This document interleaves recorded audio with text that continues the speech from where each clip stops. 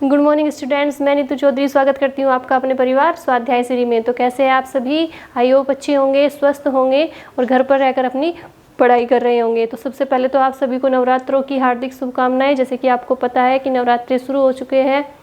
माता रानी आपकी सारी इच्छा पूरी करे, सारी मनोकामना पूरी करे, लेकिन कब करेगी? जब आप मेहनत करोगे। बिना मेहनत के तख्तो ताज नहीं मिलते। कहते हैं ना कि बिना मेहनत के तख्तो ताज नहीं मिलते, यूं ही नहीं मिलती मंजिल राही को। एक जुनून सा दिल में जगाना पड़ता है।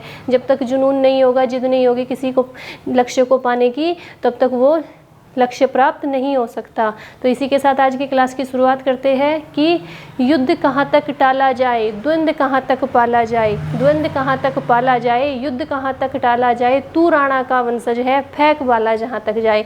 जहाँ तक कोशिश कर सकते हो वहाँ तक करो, आखिरी दम तक कोशिश करो, एक ना एक दिन सफलता जरूर मिलेगी। ठीक है, इसी के साथ आज की क्लास की शुरुआत करते हैं, जिसमें हमारा चैप्टर कौन सा चला हुआ है? समाजीकरण की प्रक्रिया। कल की क्लास में हमने क्या पढ़ा था? समाजीकरण की परिभाषा पढ़ी थी अलग अलग वैज्ञानिकों के अनुसार। ठीक है, आज हम क्या पढ़ेंगे? फिर अवस्था पढ़ी थी कि कौन सी अवस्था में समाजीकरण कैसे होता है। उसके बाद हम क्या पढ़ेंगे? आज हम पढ़ेंगे समाजीकरण के सिद्धांत। पेन और कॉपी लेके बैठेंगे, साथ साथ क्या करेंगे? नोट डाउन करते हुए चलेंगे। तो सबसे पहले हम समाजीकरण के बारे में समाजीकरण बालक को सामाजिक स्वरूप प्रदान करने वाली एक महत्वपूर्ण प्रक्रिया है। समाजीकरण क्या है? बालक को क्या करती है? महत्वपूर्ण क्या करती है? स्वरूप प्रदान करती है। समाज में रहकर ही तो बालक सीखता है, समाज में रहकर ही तो उसके अंदर गुण आते हैं, उसे धर्म का, संस्कृति का, अपने चारों तरफ की वातावरण का पता चलता है। कहाँ पे रह के? समाज में रह के। वो समूह के बीच में रहना सीख जाता है, मित्रों के साथ रहना सीख जाता है। तो सारी चीज़ें कहाँ पे सीखता है? वो समाज में रह के सीखता है। तो समाजीकरण क्या है? बालक को सामाजिक स्वरूप प्रदान करने वाली एक क्या है? महत्वपूर्ण प्रक्रिया है। क्या करती है? जो बालक को एक क्या करती है? सामाजिक स्वरूप प्रदान करती है, जो सामाजिक क्रियाओं पर आधारित होती है। समाज में रहकर ही क्या करता है बालक? सामाजिक क्रियाएं करता है। जो उसे स्वरूप प्रदान होता है वो किस पर होता है? सामाजिक क्रियाओं पर आधारित होता है। इसके माध्यम से ही बालक समाज का एक क्रियात्मक सदस्य बन जाता है। क्रियात्मक सदस्य बन जाता है कहने का अभिप्राय है कि बालक समाज में रहकर कार्य करना शुरू कर देता है, एक्टिविटीज करना शुरू कर देता है। जब वो समाज में रहेगा तभी तो उसे पता चलेगा ना कि कैसे करना है ना। जब तक उसे, मैंने कल क्या बताया था कि जब एक बालक पैदा होता है वो बिल्कुल अबोध होता है, कोरे कागज की तरह होता है, उसे कुछ नहीं पता। उसे परिवार में रह के, मित्रों के साथ रह के, समाज में रह के ही हर चीज़ का ज्ञान होता है। वो जिस तरह के समाज में रहेगा वो उसी तरह से बनता जाएगा। आप उसे भेड़ बकरियों के बीच में छोड़ दो, आप उसे जानवरों के बीच में छोड़ दो, तो वो कैसा व्यवहार करने लगेगा? जानवरों जैसा व्यवहार करने लगेगा। वो बोलना ही नहीं सीखेगा, क्योंकि उसे पता ही नहीं होगा कि बोलते कैसे है। वो जानवरों की तरह ही बोलेगा। लेकिन अब जब उसे समाज में छोड़ेंगे, मनुष्यों के बीच में छोड़ेंगे, ऐसे वातावरण में छोड़ेंगे जहाँ पे पूरे सब समूह रहते हैं, लोग रहते हैं, तो वो क्या करेगा? उन्हीं की तरह बनना शुरू हो जाएगा। क्योंकि बालक जो होता है उसे शुरुआत से कुछ पता नहीं होता। वो सब कुछ क्या करता है? दुनिया में आने के बाद, समाज में रहने के बाद, परिवार में रहने के बाद ये सारी चीज़ों को सीखता है। आपने देखा होगा कि कुछ अलग अलग जनजातियाँ होती है, प्रजातियाँ होती है। ठीक है, तो उनमें क्या होता है जनजातियों में कि जो बालक जिस जनजाति में जन्म लेगा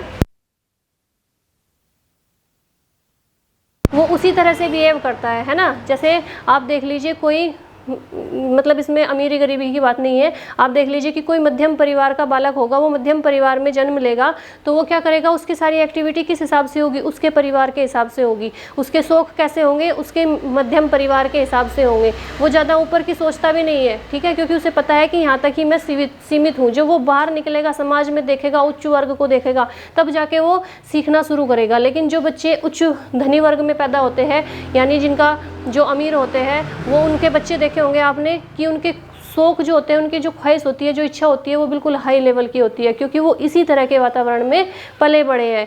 ठीक है, इसी तरह के वातावरण में पले हैं। उन्होंने छोटी चीज़ों को, सस्ती चीज़ों को देखा ही नहीं है। उन्होंने क्या देखा है? हमेशा महंगी चीज़ें देखी है। हमेशा जो भी कुछ खरीदा है, खाया पिया है, वो बिल्कुल अव्वल नंबर का खाया पिया है। ठीक है, अव्वल नंबर का खरीदा है, तो वो छोटी चीज़ों को नहीं देखते। तो बच्चा जिस तरह के माहौल में रहेगा उसी तरह की वो आदतें सीखेगा, उसी तरह के वातावरण में रह के वो वैसा ही बन जाएगा। ठीक है, तो ये समाजीकरण के बारे में हो गया। अब देखते हैं कि समाजीकरण के सिद्धांत कौन कौन से हैं, किस किसने सिद्धांत दिए हैं। तो सबसे पहले सिद्धांत किसका है, दुर्खीम का सिद्धांत है, मनोवैज्ञानिक हुए हैं दुर्खीम, उनका सिद्धांत है। दूसरे नंबर पे है कूले का सिद्धांत, तीसरे नंबर पे है मीड का सिद्धांत, चौथे नंबर पे है एरिक्सन का मनोवैज्ञानिक सिद्धांत, और पांचवा है ब्रोनफेन ब्रेनर का परिस्थितिकी सिद्धांत, और छठा है सिगमंड फ्रायड का मनोविश्लेषण सिद्धांत। तो अभी मैंने यहाँ पे कितने नोट डाउन किए हुए हैं, 2 सिद्धांत नोट डाउन किए हैं। हम धीरे धीरे पूरे सिद्धांतों को ऐसे ही डिफाइन करते हुए अच्छे से पढ़ेंगे। अभी हमारे यहाँ पे खाली 2 ही आए हुए हैं, क्योंकि मैंने बोला ना आपको हमारे पास डिजिटल बोर्ड नहीं है, पीडीएफ नहीं है, तो हमें क्या करना पड़ता है, हाथ से ही लिखना पड़ता है। हाथ से ही लिख के हम आप लोगों को समझाने की कोशिश करते हैं। लेकिन अगर ये सारी चीज़ें मैं यहाँ पे ना लिखूँ और एक एक चीज़ लिखूँ तो मुश्किल से आधे घंटे में कितना हो पाएगा, मुश्किल से इतना 4-5 हद से 10-12 लाइन हो जाएगी। कुछ समझाने में टाइम निकल जाता है, कुछ लिखने में निकल जाता है। तो मैं पहले से ही लिख के रखती हूँ ताकि आपको बस खाली समझ जाए। अगर आप सुनते हो ना, सारी चीज़ें ध्यान से सुनते हो और अपनी कॉपी में नोट डाउन करते हो, तो आप उसे कभी नहीं भूलते। आप हमें कभी बुक से पढ़ के देखना और कभी वीडियो देख के सुनना और उसे नोट डाउन करना, तब दोनों में फ़र्क देखना कि वो चीज़ आपको ज़्यादा याद है जो आपने सुनी भी है और लिखी भी है, या वो चीज़ आपको ज़्यादा याद है जो आपने खाली ऊपर ऊपर से पढ़ी है। ठीक है, तो आपको समझना भी है, समझने के साथ साथ पढ़ना है और नोट डाउन करना है, अपने हाथ से कॉपी पे नोट्स बनाते हुए चलना है। ठीक है, तो सबसे पहला सिद्धांत हम किसका पढ़ेंगे, दुर्खीम का सिद्धांत पढ़ेंगे। दुर्खीम का सिद्धांत क्या है कि दुर्खीम का मत है कि प्रत्येक समाज में अपनी विचारधारा, मूल्य, आदर्श, भाव, विश्वास, संस्कार तथा मान्यताएं प्रचलन में होती है। इनका मानना क्या है कि हर तरह के समाज में, यानी प्रत्येक समाज में, जो भी समाज है, जहाँ जिस तरह का भी समाज है, उस समाज में क्या होती है, सबसे पहले उसमें विचारधारा होती है। हर समाज की अपने अलग अलग विचार होते हैं, मूल्य होता है, अलग अलग सबके मूल्य होते हैं, आदर्श होते हैं हर समाज के। अब एक जैसे तो नहीं है ना सब, कि हमारे चारों तरफ जो वातावरण है, हमारा जो आसपास का समाज है वो हमारे तरह का है, या एक सेकंड,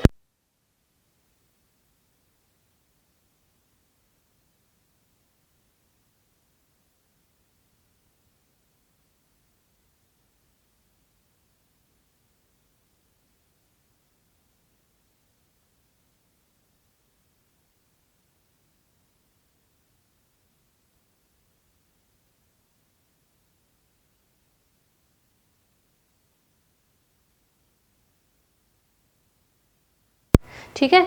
तो मैंने क्या बताया आपको कि जो दुर्खीम का सिद्धांत है, उन्होंने क्या बताया कि जो समाज होता है वो सब जगह अलग अलग होता है। ठीक है, तो मतलब हर तरह हमारे आसपास का जो वातावरण है, जिस समाज में हम रहते हैं, वो उनकी मूल्य, उनके विचारधारा, उनके आदर्श और है। जो दूसरी जनजाति है या दूसरी जगह रहते हैं, दूसरे देश में रहते हैं, दूसरे राज्य में रहते हैं, उनका रहने सहने का अलग हिसाब है, उनकी विचारधारा अलग है, उनके आदर्श अलग हैं, उनके धर्म अलग है। वो अलग तरह से पूजा पाठ करते हैं, हम अलग तरह से पूजा पाठ करते हैं। हम दूसरे भगवान को मानते हैं, वो दूसरे भगवान को मानते हैं। भगवान एक ही है, ईश्वर एक ही है, आपको पता है, लेकिन हर कोई माध्यम बना के क्या करता है, पूजा पाठ करता है। ठीक है, कि मुझे शिव जी की पूजा करनी है, मुझे ब्रह्मा जी की करनी है, मुझे लक्ष्मी की करनी है। तो इनके अनुसार क्या है कि प्रत्येक समाज का, मतलब हर समाज का अलग अलग स्वरूप होता है, अलग अलग मूल्य होते हैं, अलग अलग आदर्श होते हैं, अलग अलग वो विश्वास रखते हैं, अलग अलग उनकी भावनाएं होती है, अलग अलग उनके संस्कार होते हैं और मान्यताएं होती है। मान्यताएं होती है ना, आपने देखा होगा कि हमारे समाज में, मान लीजिए हम जिस समाज में रहते हैं, वहाँ पे जो मान्यताएं हैं वो दूसरे समाज में ना हो। हम किसी भी व्रत को करते हैं, मान लीजिए उसे दूसरी विधि से करते हैं, वो लोग उसे दूसरी विधि से करते हैं, तो मान्यताएं क्या होती है, सारी सब जगह अलग अलग होती है। हम उसी भगवान को किसी और रूप से में मानते हैं, वो उसी भगवान को किसी और रूप में मानते हैं। ठीक है, तो क्या होता है, मान्यताएं अलग अलग होती है। उसके बाद क्या है कि संबंधित समाज के सदस्य इसके अनुसार ही व्यवहार करना सीखते हैं। बिल्कुल सही बात है। जिस समाज से हमारा संबंध है, हम जिस समाज में रहते हैं, हम उसी के अनुसार तो ढलेंगे। अब हमें क्या पता कि दूसरे समाज के, दूसरे देश के, दूसरी जनजाति के, दूसरी जाति के, दूसरे धर्म के लोग किस तरह से रहते हैं, हमें नहीं पता ना। हम तो जिस समाज में रहेंगे उसी के अनुसार तो ढलेंगे, उसी के अनुसार हम अपने आप को बनाएंगे। कहने का अभिप्राय ये है कि जो समाज होता है वो अलग अलग उनकी मान्यताएं होती है, अलग अलग अलग उनके धर्म होते हैं, उनके अलग अलग संस्कार होते हैं, अलग अलग मान्यताएं होती है, लेकिन बच्चा जो होता है, बालक जो होता है, उसका वो किस हिसाब से अपने आप को तैयार करता है, किस हिसाब से उसका विकास होता है, उसी के वातावरण के अनुसार, उसी के समाज के वातावरण के अनुसार, यानी उसी से संबंधित जो वातावरण है, जो जिस समाज में हम रहते हैं, हम उसी के अनुसार तो बड़े होंगे, उसी के अनुसार तो हम देख देख के अपने आप को उन्हीं की तरह बनाएंगे। अब जब हमने किसी दूसरे समाज को देखा ही नहीं है तो हम उनके जैसे कैसे बन जाएंगे। इनका कहने का अभिप्राय यही है कि प्रत्येक समाज में अलग अलग विचारधाराएं होती है, अलग अलग मूल्य होते हैं, आदर्श होते हैं, और उसी से संबंधित जो बालक होते हैं, उसी समाज से संबंधित उन पर प्रभाव पड़ता है उन सारी चीज़ों का, उनके अनुसार ही वो व्यवहार करना सीखते हैं, उसी समाज के अनुसार। अब हम जिस समाज में रहेंगे हम भी तो उन्हीं की तरह व्यवहार करेंगे ना, हम अलग से कहाँ से सीखेंगे। मैंने बताया ना कि बच्चे को जिस तरह से रखोगे, क्योंकि बच्चा जब पैदा होता है तो उसे कुछ नहीं पता होता, अगर आप उसे जानवरों के बीच में रखोगे तो वो खुद को जानवर मानने लगेगा, अगर आप उसे समाज के बीच में रखोगे तो समाज को की तरह ही बिहेव करना लगेगा। तो इनका कहने का अभिप्राय यह है कि जिस तरह के समाज में रहते हैं उसी तरह के अनुसार वो सीखते हैं। ठीक है, नेक्स्ट पॉइंट क्या है कि समाज की मान्यताएं एवं रीति रिवाज उसका प्रतिनिधित्व करते हैं। समाज की जो मान्यताएं होती है उन्हें मानते हैं। अब हमारे समाज में जो मान्यताएं हैं हम उन्हें मानेंगे ना, क्योंकि हम जिस समाज में रहे हैं हमने वही सीखा है, हमने तो वही मान्यता हमें तो वही मान्यताएं देखी है ना, तो हम उन्हें मानेंगे और क्या करेंगे, रीति रिवाज का प्रतिनिधित्व करेंगे। जो हमारे रीति रिवाज हैं उन्हें भी मानेंगे, उनका प्रतिनिधित्व भी करेंगे। और इसे दुर्खीम ने सामूहिक प्रतिनिधित्व का नाम दिया है। बिल्कुल सही बात है। अब हम जिस समाज में रहते हैं वहाँ पे ग्रुप भी होते हैं, समूह भी होते हैं, सब लोग एक साथ मिलके रहते हैं। तो जब सब लोग मिलके उस चीज़ को करेंगे, अब आप देख लीजिए, मान लीजिए नवरात्रि ही चले हुए हैं, नवरात्रि चले, उदाहरण के लिए मैं बता देती हूँ। उदाहरण के लिए अब हम जिस समाज में रह रहे हैं तो हम जिस तरह से वो नवरात्रों की पूजा करते हैं हम भी तो उन्हें देख देख के ही करेंगे ना, हमें कहाँ से पता होगा। अगर एक बालक बड़ा होता है, समाज में जाता है, उसे किसी चीज़ की जानकारी नहीं है तो वो उनसे तो सीखेगा ना, वो उनसे देखेगा कि हमारे आस पड़ोस के लोग, हमारे परिवार के लोग, हमारे स्कूल के बच्चे किस तरह से कर रहे हैं, किस तरह से काम कर रहे हैं, वो पूजा पाठ किस तरह से करते हैं, वो नवरात्रों का त्यौहार कैसे मनाते हैं, तो हम भी उन्हीं को देख के मनाएंगे। तो कहने का अभिप्राय क्या है कि जब समूह में लोग करते हैं उस सारी चीज़ को, मतलब एक समाज का एक समूह बन जाता है, तो जब वो उन सारे धर्मों को, उन सारी मान्यताओं को, उन सारी चीज़ों को मानेंगे तो उसे दुर्खीम ने क्या कहा है, सामूहिक प्रतिनिधित्व कहा है। वो सामूहिक जिम्मेदारी है कि हमें ये सारी चीज़ें करनी ही है। ठीक है, जिस समाज में हम रहेंगे उस समाज के अनुसार हमें वो सारी चीज़ें करनी ही है, हमें वो सारी जिम्मेदारी निभानी ही है। ठीक है, नेक्स्ट पॉइंट देखेंगे कि बालक जिस समाज में जन्म लेता है वह उस समाज के लोगों के आचरण एवं व्यवहार के अनुसार आचरण एवं व्यवहार करने लगता है। बिल्कुल सही बात है कि बच्चा जिस समाज में जन्म लेगा, मैंने बताया ना कि जिस समाज में जन्म लेगा,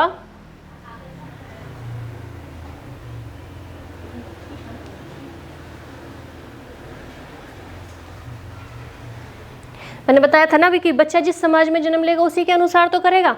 अब जैसे मैंने आपको बताया कि जिस माहौल में रखोगे बच्चे को वो उसी तरह से ढल जाएगा। अब जिस समाज में रहेगा उसी के तरह उसका बिहेव हो जाएगा, उसी की तरह उसका आचरण हो जाएगा और उसी की तरह वो व्यवहार करने लगेगा। उसी समाज के अनुसार जिस तरह उस समाज के लोग करते हैं व्यवहार, जिस तरह उस समाज के लोग रहते हैं, बच्चा भी क्या करेगा, उसी तरह से अपने आप को बना लेगा। इस प्रकार उसका समाजीकरण होता है। समाजीकरण होता है जब समाज में रहेगा तो समाजीकरण होगा, जब वो उन्हें ही देखकर सारी चीज़ों को करेगा तो इसी प्रकार तो उसका समाजीकरण होगा बच्चे का।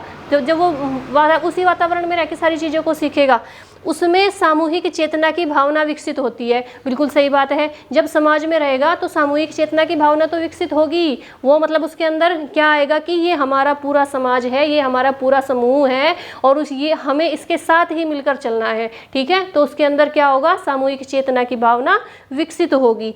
ठीक है, इसके बाद नेक्स्ट पॉइंट देखेंगे कि किसी भी समाज के बच्चे पर समाज की मान्यताओं, मानकों, आदर्शों और संस्कारों का प्रभाव स्पष्ट दिखाई देता है। बिल्कुल सही बात है कि जिस समाज में रह रहे हैं, मान लीजिए हम अपने जो हमारे आसपास का समाज है, हम जिस समाज में रह रहे हैं तो दूसरे जो समाज के लोग हैं वो हमें देखते ही पहचान लेंगे। अगर वो किसी और हमारे समाज से रिलेटेड किसी और को भी जानते हैं तो वो हमसे तुरंत पूछेंगे। आपने देखा होगा, आप दूसरी जगह पे जाइए, दूसरे स्टेट पे जाइए, हमारी लैंग्वेज सुनते ही क्या बोलते हैं, आप कहाँ से हो, आपकी लैंग्वेज तो यूपी से लगती है, आपकी ये लैंग्वेज तो उत्तराखंड से लगती है, आपकी लैंग्वेज तो झारखंड से लगती है, ऐसे बोलेंगे ना। तो वो हमारी लैंग्वेज से ही, हमारी बॉडी लैंग्वेज से ही, हमारे रहन सहन से ही अब हमें पहचान लेते हैं कि ये लोग कहाँ के रहने वाले हैं। ठीक है, तो कहने का मतलब यही है कि समाज के बच्चे पर समाज की मान्यताओं, मानकों, आदर्शों का जो प्रभाव होता है वो अलग ही दिखाई देता है, अलग ही पहचान लिए जाते हैं कि ये किस समाज के लोग हैं,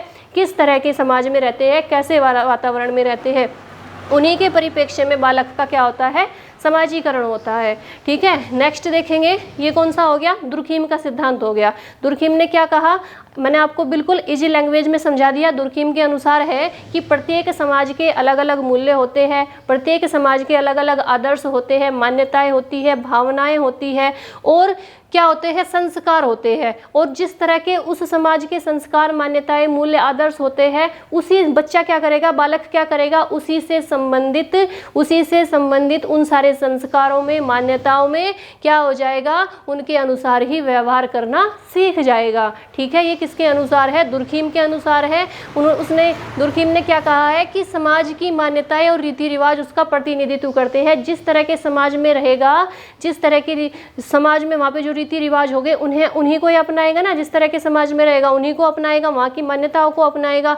और जब सब लोग मिलके उन सारी चीज़ों को, रीति रिवाजों को करेंगे, उन सारी मान्यताओं को अपनाएंगे, तो उसे दुर्खिम ने क्या नाम दिया है, सामूहिक प्रतिनिधित्व का नाम दिया है कि ये सारे काम करने इनकी जिम्मेदारी है, इनका मुख्य कार्य है कि ये पूरे ग्रुप में क्या करेंगे, इस कार्य को संपन्न करेंगे। उसके बाद क्या है कि बालक जिस समाज में जन्म लेता है, बिल्कुल सही है कि जिस समाज में जन्म लेगा, जिस तरह के व्यवहार को देखेगा, जिस तरह के वातावरण को देखेगा, उसी के अनुसार तो ढलेगा, ऐसा ही आचरण करने लगेगा, ऐसा ही व्यवहार करने लगेगा, उसी तरह से वो बनना शुरू हो जाएगा और उसका क्या होगा, समाज में रहकर समाजीकरण होगा। ठीक है, इससे क्या होगा, सामूहिक चेतना की भावना आएगी। जब ग्रुप में रहेगा, जब आप समाज में रहोगे तो एक ग्रुप बन जाता है ना, कि कुछ लोगों का एक ग्रुप बन जाता है कि हम सब मिलके ये काम करेंगे। तो समाज में रहने के बाद क्या, कौन सी भावना आती है, सामूहिक चेतना की भावना आती है कि हम जो करेंगे सब मिलकर करेंगे, साथ रहकर करेंगे। इसके बाद मैंने क्या बताया कि समाज के बच्चे पर समाज की मान्यताओं, मानकों, आदर्शों और संस्कारों का प्रभाव अलग ही दिखाई देता है। मैंने बताया ना कि अलग से ही पहचान लिए जाते हैं, आप किस जगह से हो, आप किस समाज से हो। ठीक है, इसके बाद किसका सिद्धांत आता है, कूले का सिद्धांत आता है। दूसरे मनोवैज्ञानिक कौन हुए हमारे, आप इसे फटाफट से नोट डाउन कर लेंगे। दूसरा आता है कूले का सिद्धांत। कूले के सिद्धांत को क्या कहा जाता है, स्वदर्पण सिद्धांत भी कहा जाता है। क्या कहा जाता है, स्वदर्पण सिद्धांत, यानी खुद को दर्पण में देखना, स्वदर्पण है ना, उसी से शब्द से ये अर्थ निकल रहा है ना, स्वदर्पण सिद्धांत यानी खुद को दर्पण में देखना।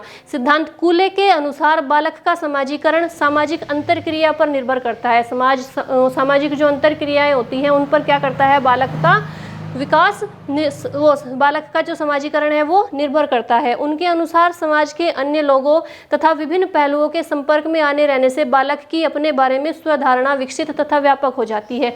जब समाज के बीच में रहेंगे तो बालक की अपने बारे में कुछ ना कुछ धारणा तो बनेगी ना, कि मुझे क्या करना है, मुझे किस तरह से रहना है जिससे मैं लोगों के बीच में मेरा अच्छा इम्प्रेशन हो सके, मेरी अच्छी पहचान बन सके, मेरी अच्छी छवि बन सके। तो क्या होता है, बालक के अपने बारे में क्या होती है, स्वधारणा विकसित और व्यापक हो जाती है। आगे देखेंगे कि दर्पण के सामने खड़े होने पर स्वयं को जैसा देखते हैं वैसा हमारे ऊपर प्रभाव पड़ता है। बिल्कुल सही बात है। जब अब नॉर्मल सा एग्जाम्पल ही ले लीजिए कि आप मान लीजिए समाज में रहते हैं और आपको किसी शादी में जाना है, तो आप अच्छे से तैयार होंगे ना, अच्छे से तैयार होंगे, खुद को देख के खुश होंगे कि हाँ मैं अच्छा लग रहा हूँ या अच्छी लग रही हूँ। ठीक है, जिससे लोगों पर प्रभाव पड़ेगा कि आपकी जो पर्सनालिटी है, जो आपका व्यक्तित्व है, जो समाज में आप जो आपकी छवि है, जिस तरह से आप जाने जाते हैं, आप उससे बेस्ट बनने की कोशिश करेंगे। ठीक है, आप कोशिश करेंगे कि मेरी ऐसी छवि हो, मैं इस तरह से समाज में रहूँ कि लोग मुझे इज्जत दें, लोग मुझे अच्छे से जाने। ठीक है, हम यह भी सोचने लगते हैं कि लोग हमारे बारे में क्या सोचेंगे। सोचते हैं ना कि अगर हम बहुत अच्छे से अपने आप को बनाएंगे, हमारे संस्कार अच्छे होंगे, हमारा व्यक्तित्व अच्छा होगा, तो लोग हमारे बारे में क्या सोचेंगे। इन विचारों से हमारी भावनाएं, संवेग, विचार, दृष्टिकोण, मूल्य आदि क्या होते हैं, प्रभावित होते हैं तथा उनमें आवश्यकता अनुसार परिवर्तन एवं परिमार्जन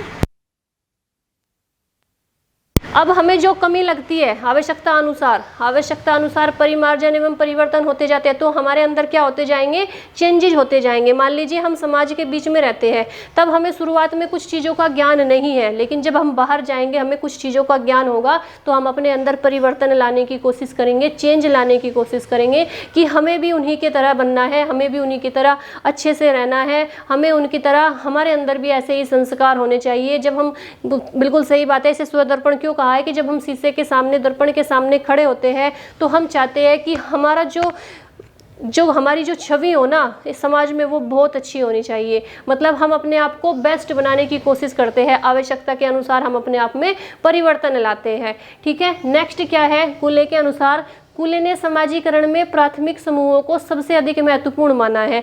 कूले वैज्ञानिक है, उन्होंने क्या माना है, प्राथमिक समूहों को सबसे अधिक। प्राथमिक समूह के अंतर्गत कौन कौन आते हैं, मैंने आपको कल क्या बताया था, प्राथमिक समूह और द्वितीयक समूह। प्राथमिक समूह के अंतर्गत कौन कौन आते हैं, परिवार, पड़ोस और खेल समूह यानी जिस समूह में बालक खेलता है, तो वो किसके अनुसार आते हैं, प्राथमिक समूह में आते हैं। सबसे पहले बालक कहाँ से सीखता है, परिवार से सीखता है, खेल समूह से सीखता है जहाँ पे वो ग्रुप के साथ खेलता है, और अपने पड़ोस से यानी अपने पड़ोसी जो बाहर का वातावरण होता है वहाँ से सीखता है। ठीक है, तो उनके अनुसार क्या है, कूले ने क्या माना है कि प्राथमिक समूह को, यानी जो प्राथमिक समूह है, जो परिवार है, जो पड़ोस है, जो समूह खेल है, उसे प्राथमिकता दी है, उसे महत्वपूर्ण माना है। उन्होंने क्या कहा है कि ये मानव स्वभाव को विकसित करने की नर्सरी है। बिल्कुल सही बात है, नर्सरी से मतलब जैसे आप स्कूल जाते हो ना, नर्सरी सब शुरुआत कहाँ से होती है, नर्सरी से। तो प्राथमिक विद्यालय क्या कहा है इन्होंने कि जो प्राथमिक विद्यालय है, नर्सरी है, वो क्या है, वो परिवार, पड़ोस और खेल कूद है। कूले ने क्या कहा है कि जो बालक की नर्सरी है वो क्या है, परिवार है, खेल कूद है और पड़ोस है। यदि बालक को इनसे वंचित कर दिया जाए तो उसका सामाजिक विकास नहीं हो पाएगा। बिल्कुल सही बात है, मैंने क्या बताया अभी आपको कि अगर बालक को जिस तरह के माहौल में रखेंगे वो उसी तरह का बन जाएगा। अगर आप इन सारी चीज़ों से, परिवार से, पड़ोस से और खेल समूह से और अपने आसपास के वातावरण से बच्चे को दूर रखोगे तो वो इन सारी चीज़ों से वंचित हो जाएगा और उसका सामाजिक विकास नहीं हो पाएगा। अगर आप उसे जानवरों के बीच में रखोगे तो उसका व्यवहार जानवरों की तरह होगा। अगर आप उसे समाज के बीच में रखोगे तो उसका व्यवहार समाज के लोगों की तरह होगा। तो बच्चे को जिस तरह के माहौल में रखा जाएगा, जिस तरह के वातावरण में रखा जाएगा, बच्चा उसी तरह से बनता चला जाएगा। ये कौन सा हो गया, कूले का सिद्धांत। कूले का सिद्धांत भी आपको समझ में आ गया होगा, इसे आप अच्छे से नोट डाउन करेंगे। ठीक है, एक बार फिर से बता देती हूँ कि कूले के अनुसार क्या है। उन्होंने क्या कहा है कि जब हम खुद को, इस कूले के सिद्धांत को स्वदर्पण का सिद्धांत भी कहा जाता है। इन्होंने कहा है कि जब हम खुद को दर्पण के सामने खड़ा करते हैं तो हम क्या सोचते हैं कि लोग हमारे बारे में क्या सोचेंगे, लोग हमारे बारे में क्या कहेंगे। हमें खुद को इतना अच्छा बनाना है, खुद में इतने परिवर्तन करने हैं, इतने चेंजेज करने हैं कि लोगों के मन में, समाज में हमारी जो छवि हो वो बहुत अच्छी हो। ठीक है, तो कूले ने क्या कहा है, कूले ने सबसे पहले सबसे ज़्यादा प्राथमिकता किसे दी है, सबसे ज़्यादा प्राथमिकता दी है प्राथमिक समूह को, कि जो बालक है वो सबसे पहले परिवार से सीखता है, अपने पड़ोस में सीखता है और अपने खेल समूह में सीखता है। जिस भी ग्रुप में वो खेलना शुरू करता है, जो उसके दोस्तों का, जो उसके मित्रों का, अपने उसके फ्रेंड्स का ग्रुप होता है, उसी में वो रह के सीखता है। ये किसने कहा है, कूले ने कहा है। और यदि इन सारी चीज़ों से आप उसे वंचित कर देंगे, इन सारी चीज़ों को इस माहौल में आप उसे नहीं रखेंगे तो बालक का विकास नहीं हो पाएगा। ये किसके अनुसार है, कूले के अनुसार है। और ये किसके अनुसार, ये किसका सिद्धांत है, दुर्खीम का सिद्धांत है, समाजीकरण के सिद्धांत। नेक्स्ट कौन सा आता है, मीड का सिद्धांत। मीड का सिद्धांत क्या है, इसे मैं और मुझे का सिद्धांत भी कहा जाता है। क्या कहा जाता है, अगर क्वेश्चन आता है कि मैं और मुझे का सिद्धांत कौन से सिद्धांत को कहा जाता है समाजीकरण के, तो मीड के सिद्धांत को कहा जाता है। इसे हम कल डिफाइन करेंगे। नेक्स्ट क्या है, एरिक्सन का मनोसामायिक सिद्धांत। इन्होंने क्या किया है, एरिक्सन के सिद्धांत में इन्होंने क्या बताया है एरिक्सन ने कि विश्वास बनाम अविश्वास, यानी वर्सेज विश्वास वर्सेज अविश्वास, यानी विश्वास के विरुद्ध अविश्वास क्या है। इन्होंने इन सारी चीज़ों को डिफाइन किया है। विश्वास के विरुद्ध अविश्वास क्या है, स्वायत्तता के विरुद्ध शर्म क्या है, पहल के विरुद्ध अपराध बोध क्या है, परिश्रम के विरुद्ध हीन भावना क्या है, पहचान के विरुद्ध पहचान भ्रांति क्या है। ये किसने किया है, आत्मीयता के विरुद्ध अलगाव क्या है, और जननात्मकता के विरुद्ध स्थिरता क्या है। ये किसके अनुसार है, एरिक्सन के अनुसार है। ठीक है, इसके बाद कौन सा आता है, इसके बाद आता है ब्रोन फेन ब्रेनर का पारिस्थितिकी सिद्धांत। इन्होंने इसमें क्या समझाया है, लघुमंडल, स्थल मंडल, जैव मंडल, सौम मंडल, इन सारी चीज़ों के बारे में इन्होंने बताया है। एक एक को डिफाइन करते हुए चलेंगे, बिल्कुल क्लियर करते हुए चलेंगे, ताकि एग्जाम में जो क्वेश्चन आए उन्हें हम एक भी क्वेश्चन को गलत ना कर पाए। इसके बाद आता है सिगमंड फ्रायड का मनोविश्लेषणात्मक सिद्धांत। इन सारे सिद्धांतों को कल की क्लास में कोशिश करेंगे कंप्लीट करने की, जितने भी होते हैं। अगर नहीं होते हैं तो फिर अगली क्लास में करेंगे, लेकिन एक एक चीज़ को क्लियर करते हुए चलेंगे ताकि हम गलत क्वेश्चन ना कर सके। कोर्स कंप्लीट हो जाएगा एग्जाम तक, 100% कंप्लीट हो जाएगा, लेकिन जब हमारी थ्योरी, हमारा बेस क्लियर नहीं होगा, तब ऊपर से क्वेश्चन पढ़ने से कोई फायदा नहीं है। आपको क्या करना है, अपना बेस क्लियर करना है, अपने सारे टॉपिक्स, एक एक चैप्टर को क्लियर करते हुए चलना है, ताकि क्वेश्चन देखते ही आंसर लगा दे। ठीक है, हमेशा ये नहीं कि ऊपर ऊपर से निकल गए और फिर वहाँ कन्फ्यूजन में बैठे हैं कि करना क्या है, कौन सा क्वेश्चन है। पढ़ा तो था पर कन्फर्म नहीं है, है ना। ऐसा ही होता है ना कि पढ़ा तो था कौन से वैज्ञानिक का कौन सा सिद्धांत है, इनके अनुसार क्या था, लेकिन वो कन्फर्म नहीं होता जब तक आप उसे अच्छे से डीपली नहीं पढ़ते। ठीक है, तो आज के लिए इतना ही रखेंगे। आप इसे नोट डाउन कीजिए, मैं थोड़ा साइड हो जाती हूँ। आज के लिए इतना ही रखेंगे, फिर कल की क्लास में फिर आगे के सिद्धांत है जो इसे कंप्लीट करेंगे। आज के लिए इतना ही। और जैसे मैं आपको डेली बोलती हूँ कि वीडियो को शेयर कीजिए, लाइक कीजिए, चैनल को सब्सक्राइब कीजिए। आपके लिए बहुत बड़ी बात नहीं है, ये एक उंगली ही तो टच करनी है सब्सक्राइब करने के लिए, कुछ नहीं करना। 5 मिनट निकालिए, अपने दोस्तों को शेयर कीजिए बस। अगर आपका सपोर्ट बना रहेगा ना तो बहुत बेस्ट से बेस्ट देने की कोशिश करेंगे और भी टीचर लाए जाए। लेकिन जब आप सपोर्ट नहीं करेंगे तो टीचर कहाँ से लाएंगे फिर, है ना। आप समझ रहे हो ना कि हमने 0 से शुरुआत की है, 0 से। मैंने क्या बताया था एक दिन कि कुछ भी हो अपने पास में, ये मत सोचो कि वो चीज़ होगी तभी शुरुआत करेंगे, नहीं, जो आपके पास है उसी से शुरुआत करो। तो हमने भी शुरुआत की है ऐसे ही। आप लोगों का सपोर्ट चाहिए बस। अगर आपका सपोर्ट बना रहा, आप हमारे साथ रहे, तो सब कुछ अच्छे से होता चला जाएगा। ठीक है, तो आज के लिए इतना ही रखेंगे। धन्यवाद। जय हिंद, जय भारत। वीडियो को शेयर करना नहीं भूलेंगे, 5 मिनट निकालेंगे और वीडियो को ज़्यादा से ज़्यादा अपने फ्रेंड्स ग्रुप में, अपने सोशल मीडिया पे, आप जो भी सोशल मीडिया यूज करते हैं उस पर शेयर करेंगे। धन्यवाद।